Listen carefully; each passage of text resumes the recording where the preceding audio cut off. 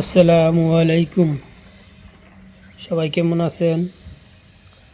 আলহামদুলিল্লাহ। আবারও সেই একটা সিঁড়ির ভিডিও নিয়ে আসলাম। আগের ভিডিওতে দিছিলাম শুধু ফ্রেম বানাইছি, তো আলহামদুলিল্লাহ পলিশ কইরা কমপ্লিট কইরা গ্লাস ফিটিং করলাম। এই তো ফুল গ্লাস ফিটিং করা শেষ আলহামদুলিল্লাহ।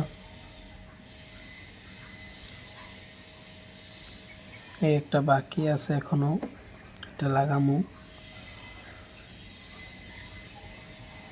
আলহামদুলিল্লাহ, সবাই আমার জন্য দোয়া করবেন।